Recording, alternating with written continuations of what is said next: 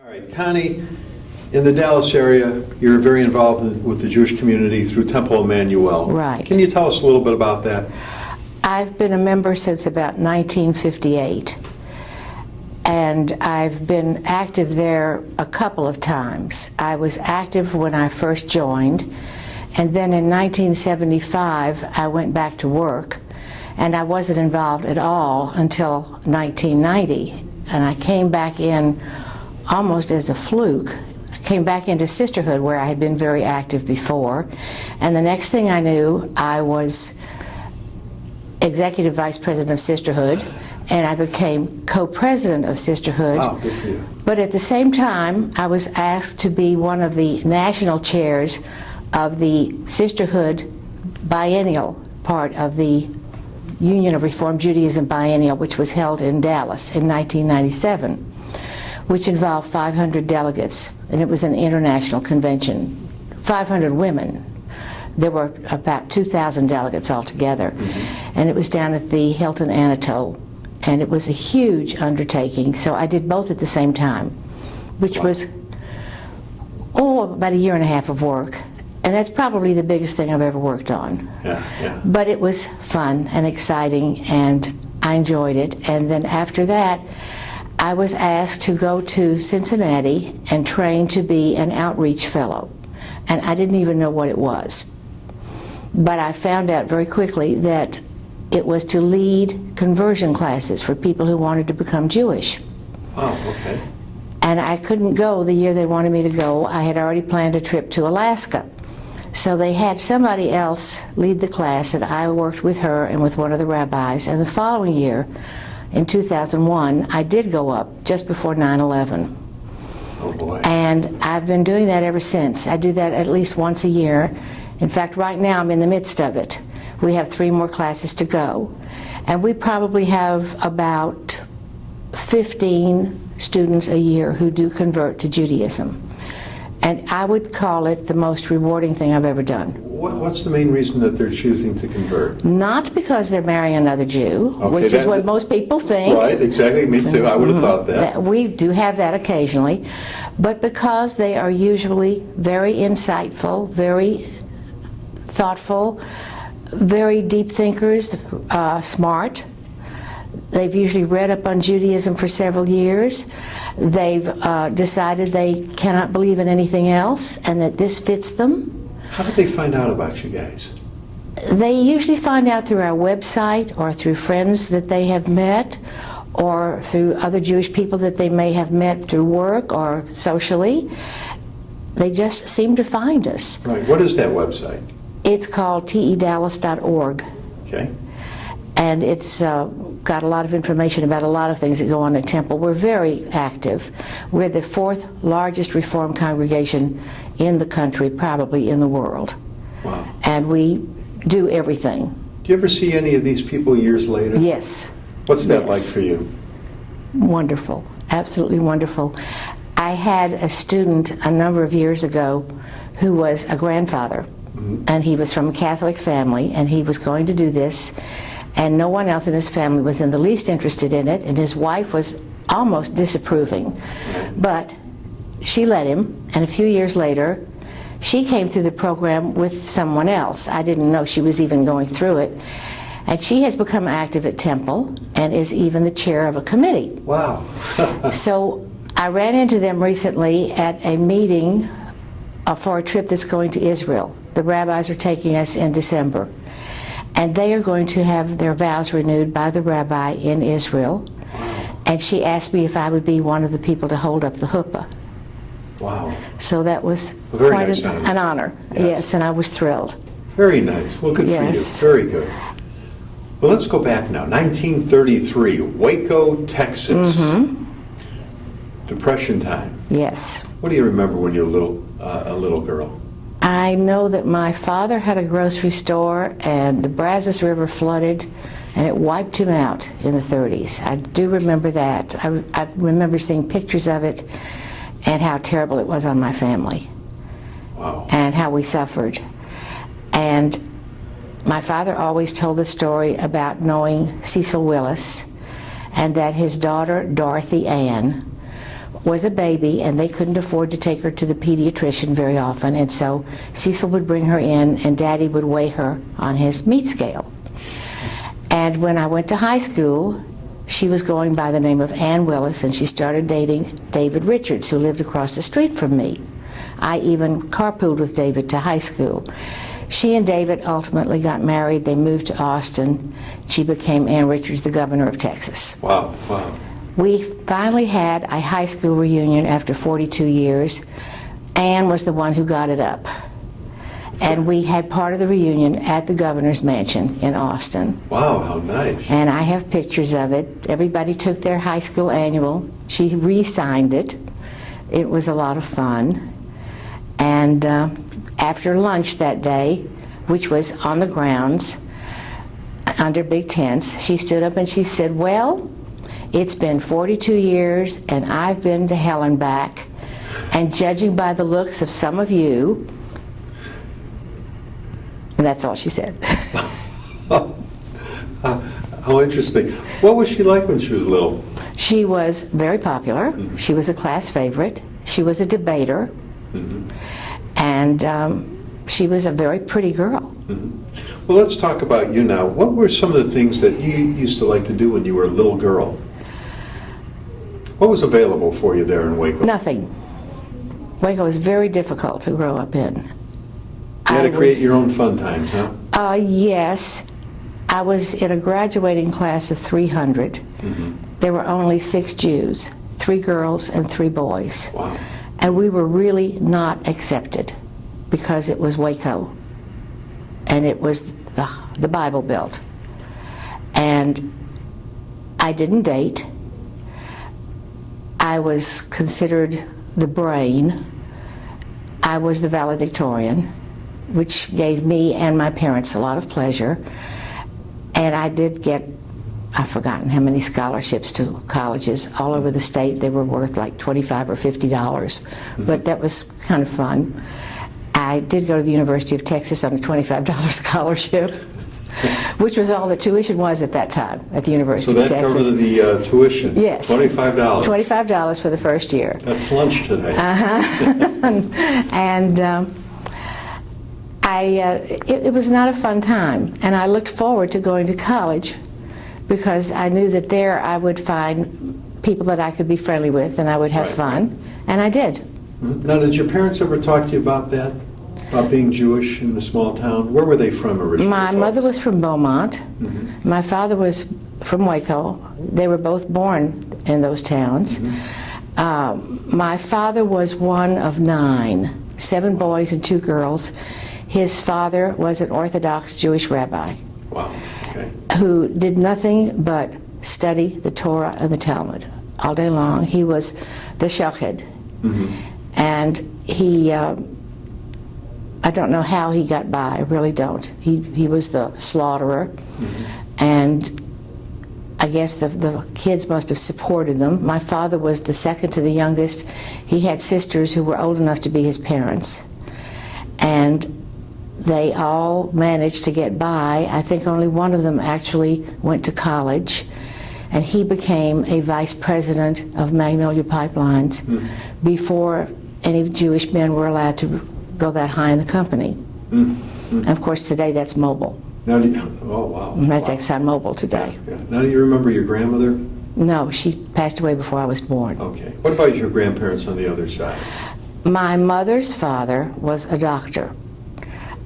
He was born in Malmö, Sweden, but came to the United States when he was 5. Mm-hmm. And my mother's mother was born in Paducah, Kentucky.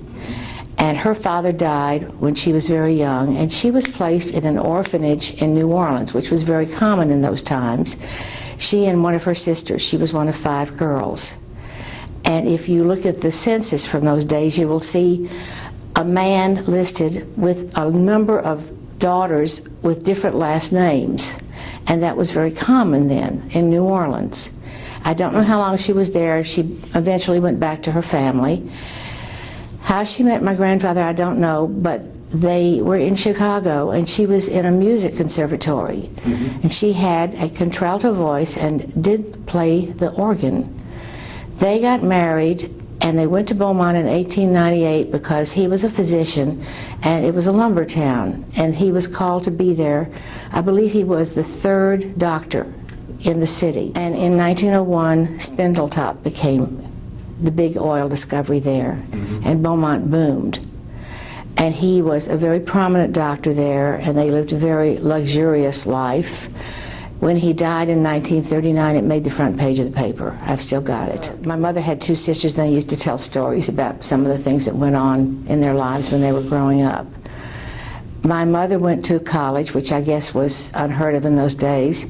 She graduated from Washington University in St. Louis. She got an advanced degree from Columbia. She was... Good for her. Yeah, she had a degree in biology, and I believe her master's was in botany. And she taught. And she married my father when she was in her early 30s, and they lived in Waco. Now, after your dad, the flood and the depression wiped out that grocery store, what did he do? How did he recover? He had a grocery store until A&P opened up about a block away. Right. Then he went into the produce business with, he worked for a big produce company during World War II. And after that, he went into the produce business with another company, a father and a son, and it was called Central Produce. And in 1953, they had a devastating tornado in Waco. Oh boy. He was on First Street, which was on the river, and everything between First and Fifth Street was wiped out. Oh my goodness. His building had firewalls, and they were about 2 feet high when it was over. He had banana vaults, and when it hit, they had the presence of mind to go to the banana vaults, and it saved their lives, but he suffered a broken leg. And we found him in the hospital that night. I was working in the only tall building in Waco on 5th and Austin, and we were okay. I remember the rain coming in the closed window, and the building swayed, and the building across the street from us ended up out in the street. Oh my God. I was working for attorneys. I was 20. And the attorneys ran down the stairs, 10 floors, to help out there. And I went down, and I remember wandering the streets for a while. I couldn't find a phone to call my mother to tell her what had happened. And when I did find one, she said, "Ooh, it hailed like the size of baseballs, and I have one in the freezer." And I tried to explain to her what had happened. And she came down to get me, and when she saw the devastation, she got very alarmed.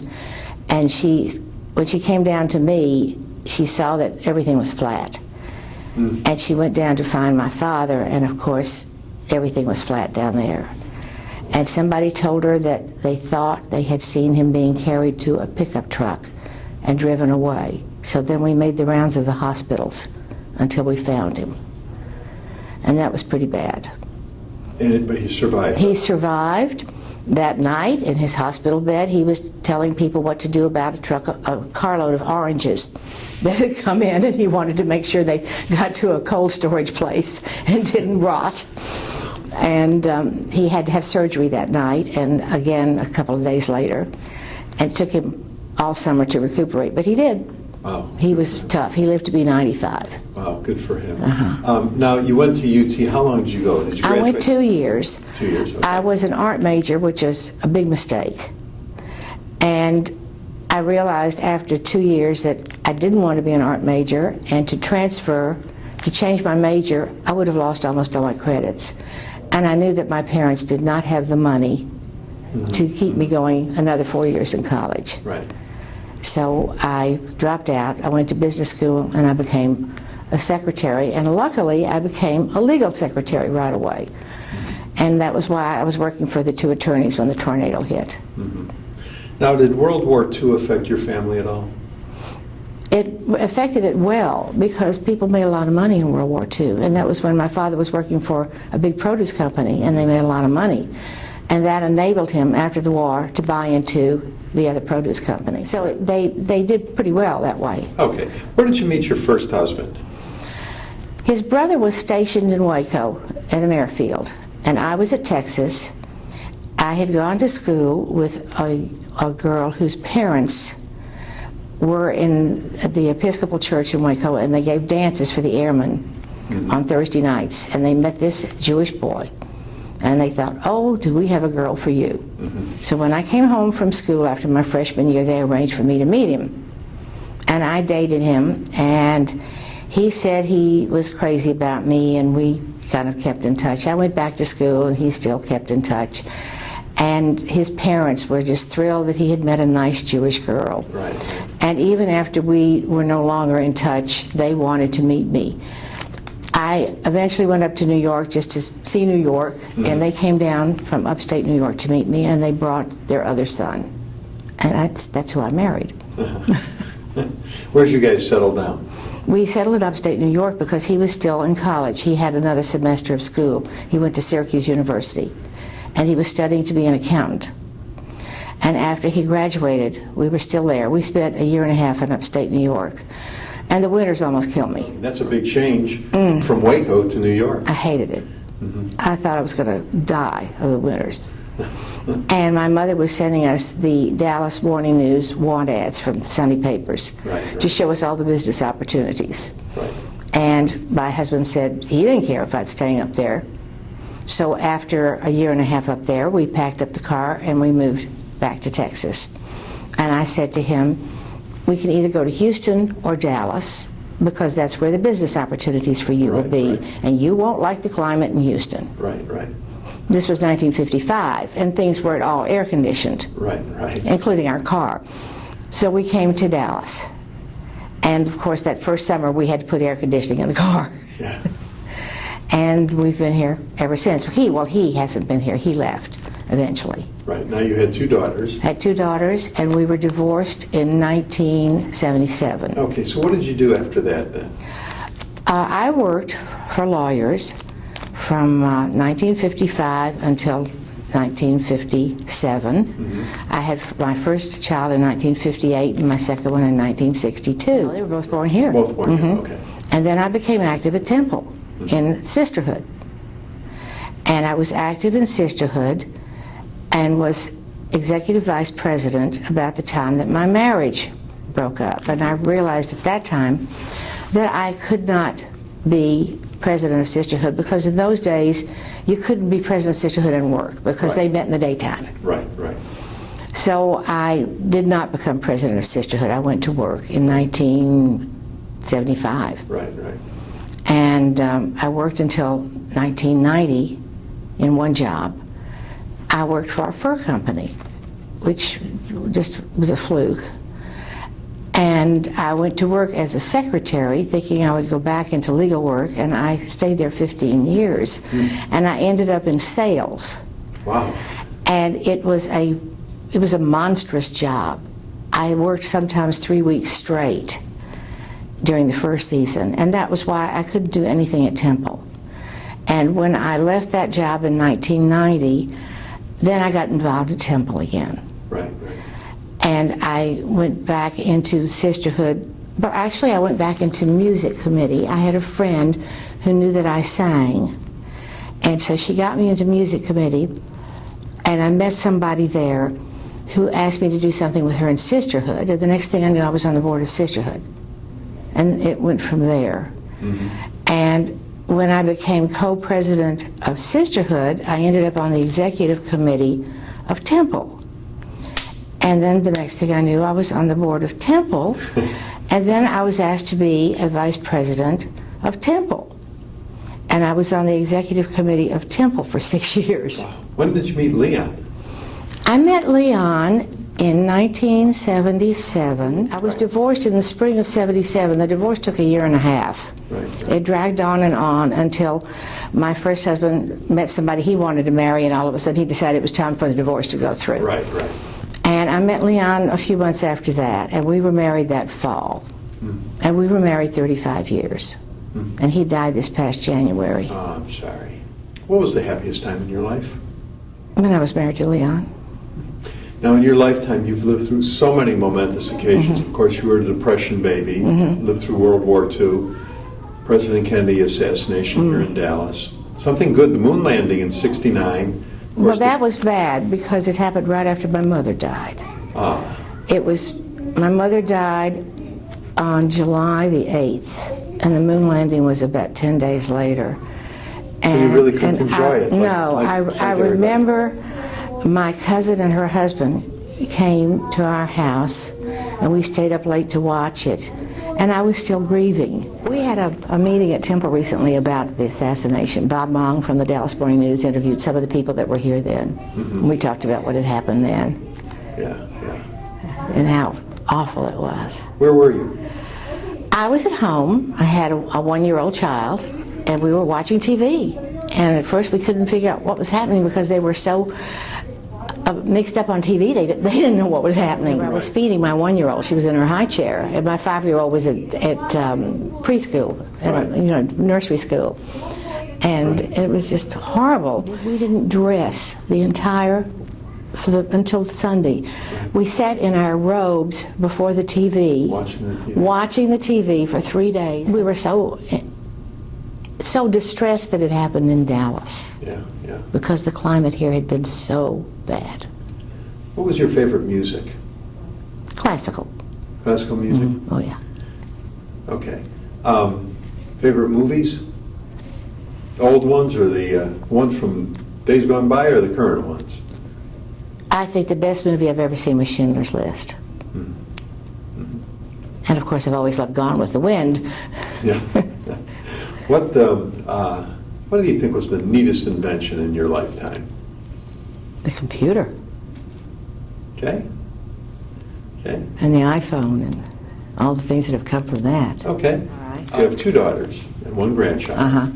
What advice does Grandma want to leave to the next generation? The best thing I have inherited from my father was his curiosity. Mm. And I hope that they all get that from me. He never stopped being interested in everything. Wow, yeah. And in learning.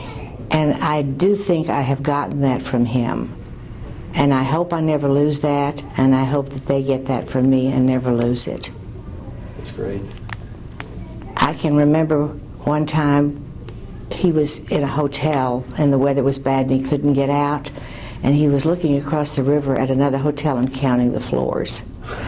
And I just thought it was wonderful that he was interested in something that mundane. Yeah. Well, Connie, you did a great job today. Thank you.